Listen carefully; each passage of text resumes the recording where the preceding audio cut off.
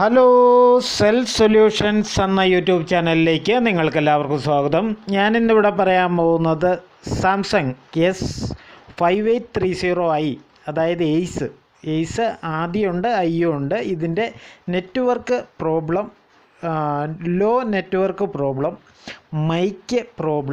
Mic ചില സമയത്ത് work ചെയ്യാത്ത പ്രശ്നങ്ങൾ, ഇതിൻ്റെയൊക്കെ സൊല്യൂഷനാണ് ഈ വീഡിയോയിൽ പറയുന്നത്. അപ്പോൾ വീഡിയോ ആദ്യം മുതൽ അവസാനം വരെ ശ്രദ്ധിച്ച് കാണുക. അപ്പോൾ നമുക്ക് നേരെ വീഡിയോയിലേക്ക് കിടക്കാം.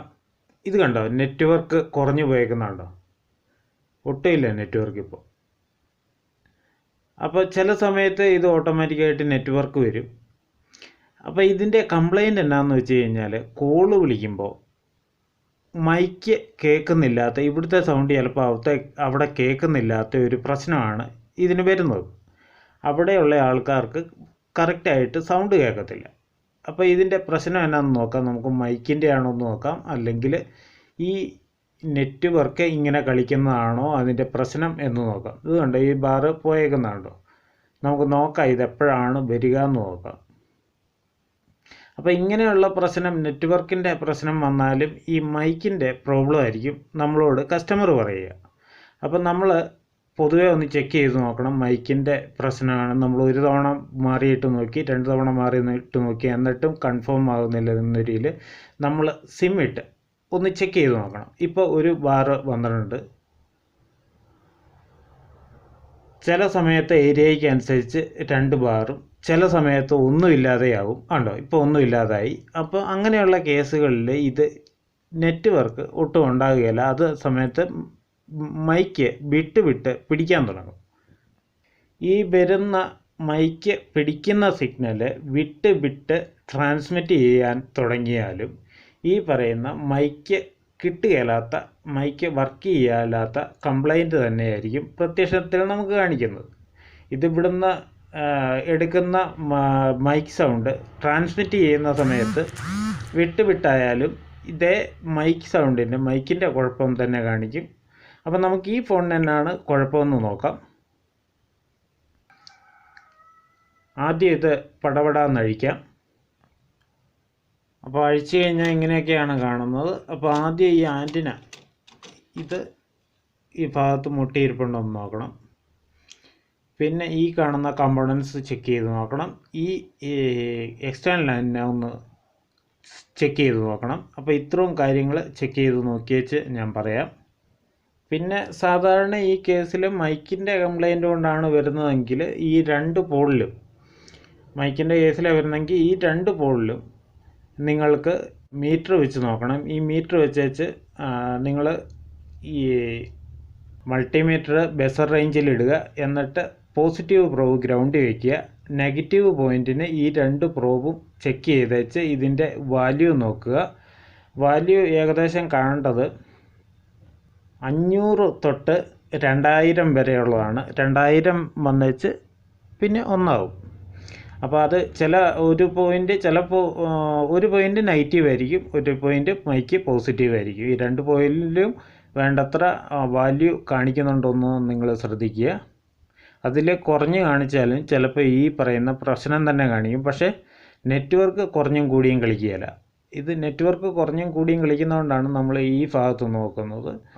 അഥവാ ഇതേ പ്രശ്നമാണ്, മൈക്കിൻ്റെ സൗണ്ട് കട്ടായി പോകുന്നു, ചില സമയത്ത് കിട്ടുന്നില്ല, മൈക്കിൻ്റെ കംപ്ലൈൻറ്റ് ആവാൻ സാധ്യതയുള്ള കേസുകളാണ്. ഇതേ റിസൾട്ട് കാണിക്കും, പക്ഷേ കംപ്ലൈൻറ്റ് മൈക്ക് സെക്ഷനിലായിരിക്കും. ഇതിപ്പോൾ എനിക്ക് തോന്നുന്നു ഇത് ഈ സെക്ഷനിലാണെന്ന് തോന്നുന്നു. അപ്പോൾ നമുക്ക് ഈ വഴിക്ക് നീങ്ങാം.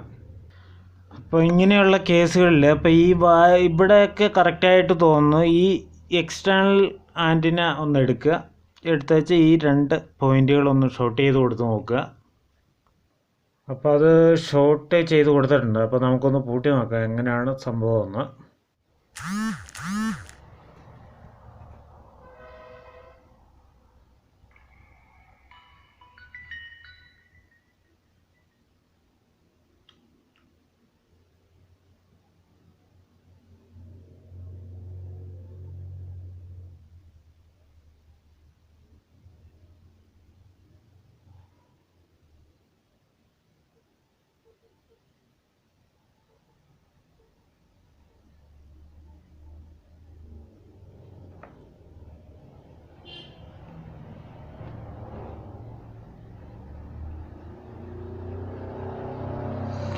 അപ്പോൾ ഇത് കണ്ടോ, നെറ്റ്വർക്ക് 3-4 ബാറൊക്കെ കാണിക്കുന്നുണ്ട്.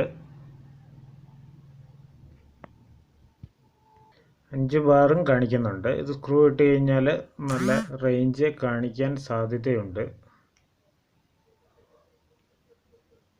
എന്നിട്ട് അതിൽ റെഡി ആയിട്ടില്ലെങ്കിൽ നിങ്ങൾക്ക് ഇവിടെ ഒരു കമ്പണൻ്റ് കാണാം. ഇത് കണ്ട ഈ ഇരിക്കുന്ന ഈ സൈഡിൽ നിന്ന് ഇങ്ങനെ വരുമ്പോൾ ഫസ്റ്റ് ഇരിക്കുന്ന കമ്പോണൻറ്റ് ഇത് റിമൂവ് ചെയ്ത് കളയുക. ഇത് ഷോർട്ട് ചെയ്ത് കൊടുക്കുക. നമുക്ക് റിമൂവ് ചെയ്യാം. ഈ 2 പോയിൻറ്റും ഷോർട്ട് ചെയ്ത് കൊടുക്കുക. കാരണം എന്നാന്ന് വെച്ച് കഴിഞ്ഞാൽ ഈ പോയിൻ്റ് ഉണ്ടല്ലോ, ഇത് കണക്ഷൻ കയറുന്നത് ഇങ്ങോട്ടാണ്. അപ്പോൾ ഇത് ഒരു കപ്പാസിറ്റർ വഴി സീരീസ് ആയിട്ടാണ് ഇതിനകത്തേക്ക് പോകുന്നത്. അപ്പോൾ അതുകൊണ്ട് ഇത് പിന്നെ റിമൂവ് ചെയ്ത് വെച്ച് ഇതൊന്ന് ഷോർട്ട് ചെയ്ത് കൊടുക്കുക. അതുമല്ലെങ്കിൽ പിന്നെ ഈ IC മാറുക എന്നുള്ളത്. ഈ IC ആണ് ഫസ്റ്റിലത്തെ IC. ഇത് എടുത്ത് കളഞ്ഞ് വെച്ച് വേറൊരു സ്ക്രാപ്പ് ബോർഡിൽ നിന്ന് സെയിം ഒരു IC എടുത്തിടുക എന്നുള്ളതാണ്. ഇത്രയേ ഉള്ളൂ ഇതിൻ്റെ കേസ്. അപ്പോൾ ആ ക്ലാപ്പ് എടുത്ത് കളഞ്ഞ് വെച്ച് അത് ഷോർട്ട് ചെയ്ത് കൊടുത്തിട്ടുണ്ട്. അതിൻ്റെ റിസൾട്ട് എങ്ങനെയാണെന്ന് നോക്കാം. അപ്പോൾ എയ്സ് എന്നല്ല, ഏതൊരു മൊബൈലാണെങ്കിലും ഇങ്ങനെ ഒരു കംപ്ലൈൻറ്റ് വന്നു കഴിഞ്ഞാൽ നിങ്ങൾ ആൻറ്റിന സ്വിച്ച് വരെയുള്ള ആ കണക്ഷൻ, ആൻറ്റിനയിൽ നിന്ന് ആൻറ്റിന സ്വിച്ച് വരെയുള്ള കണക്ഷൻ ഓക്കെ ആണോ എന്ന് നോക്കുക. ഇത് മൾട്ടിമീറ്റർ വെച്ച് കഴിഞ്ഞാൽ ചെക്ക് ചെയ്ത് കഴിഞ്ഞാൽ നിങ്ങൾക്ക് കറക്റ്റായിട്ട് കിട്ടത്തില്ല. കാരണം ഇതിനിടയ്ക്കൊരു കപ്പാസിറ്റർ വെച്ചിട്ടുണ്ടാവും. അതുകൊണ്ട് അങ്ങേ തലക്കിലും ഇങ്ങേ തലക്കിലും വെച്ച് നിങ്ങൾ ബീപ്പ് സൗണ്ട് ചെക്ക് ചെയ്യാൻ നിന്ന് കഴിഞ്ഞാൽ കിട്ടത്തില്ല. ഇടയ്ക്കൊരു കപ്പാസിറ്റർ വെച്ചിട്ടുണ്ട്. ആ കപ്പാസിറ്ററിൻ്റെ ഒരു സൈഡിലേക്ക് കിട്ടും, പിന്നെ അവിടുന്ന് നിങ്ങൾ ഇപ്പുറത്തേക്ക് ചെക്ക് ചെയ്യേണ്ടി വരും. അപ്പോൾ അങ്ങനെ കണ്ടിന്യൂറ്റി വരുന്നുണ്ടെന്ന് ഉറപ്പ് വരുത്തുക. പിന്നെ രണ്ടാമത് ചെക്ക് ചെയ്യേണ്ട കാര്യം, അവിടുന്ന് PF വരെ ഈ സപ്ലൈ ചെല്ലുന്നുണ്ടെന്ന് ഉറപ്പ് വരുത്തുക. ഇത്രയും കാര്യങ്ങൾ ചെക്ക് ചെയ്യുക, ഇത്രയും കാര്യങ്ങൾ ഉറപ്പ് വരുത്തുക. എന്നിട്ടും നിങ്ങളുടെ കംപ്ലൈൻറ്റ് റെഡി ആയിട്ടില്ലെങ്കിൽ നിങ്ങൾക്ക് PF മാറുക എന്നുള്ളതാണ് നിങ്ങൾക്ക് ചെയ്യാവുന്ന കാര്യം.